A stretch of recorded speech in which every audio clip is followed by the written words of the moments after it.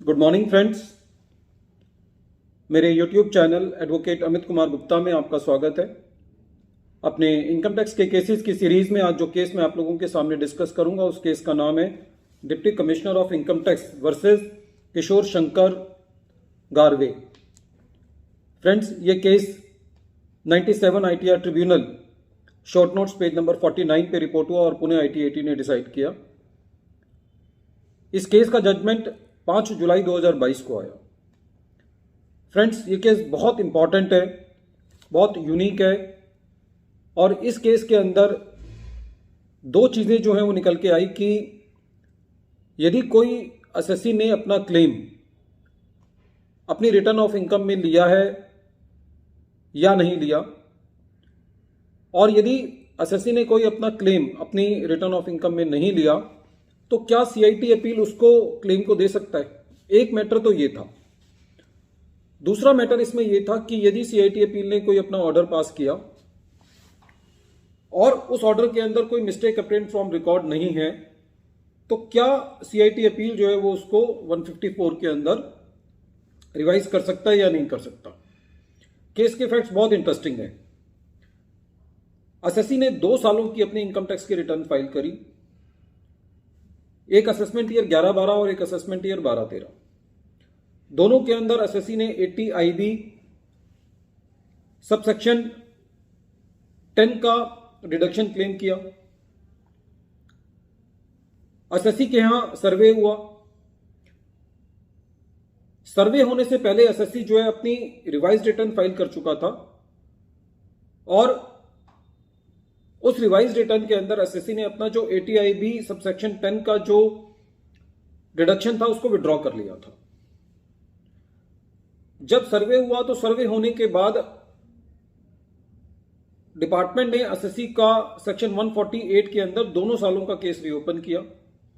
Assessee ने यह कहा कि जो मैंने रिवाइज्ड रिटर्न फाइल करी थी जिसमें मैंने अपना 80 IB सबसेक्शन 10 का डिडक्शन विड्रॉ किया हुआ था, उसी रिटर्न को यह कहा कि यह मान लिया जाए कि मेरी सेक्शन 148 की रिटर्न है। ये असेसिंग ऑफिसर ने विदाउट डिडक्शन जो है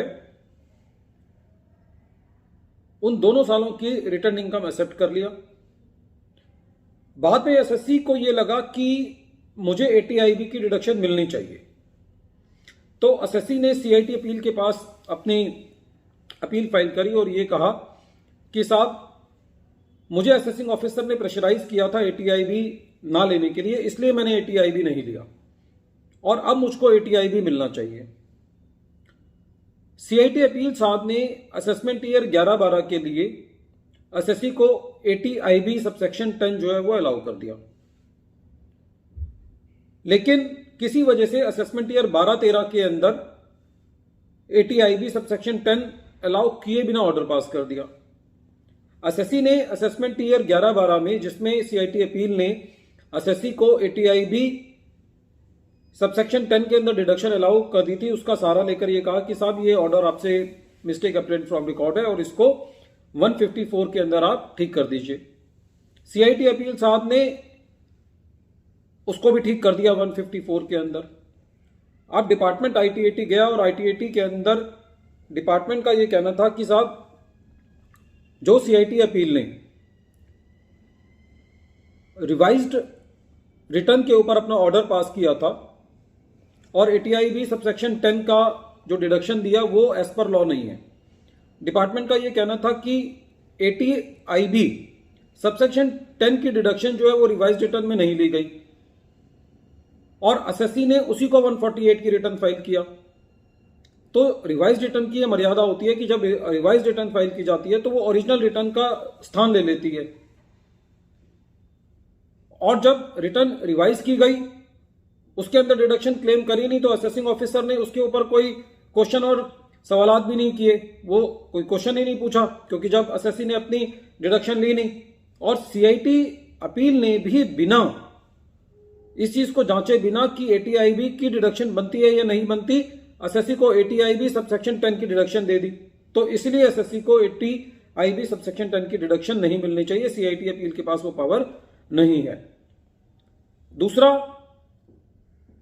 जो मैटर था वो डिपार्टमेंट ने कहा असेसमेंट ईयर 12-13 के लिए कि जो 154 के अंदर ऑर्डर रेक्टिफाई किया। एक बार ऑर्डर पास करने के बाद यदि मिस्टेक अप्रेंट फ्रॉम रिकॉर्ड नहीं है कि ATIB की डिडक्शन मिलनी चाहिए या नहीं मिलनी चाहिए, तो ये भी एक डिबेटेबल इश्यू है और इसके ऊपर भी सेक्शन 154 के अंदर CIT अपील के पास पावर नहीं थी।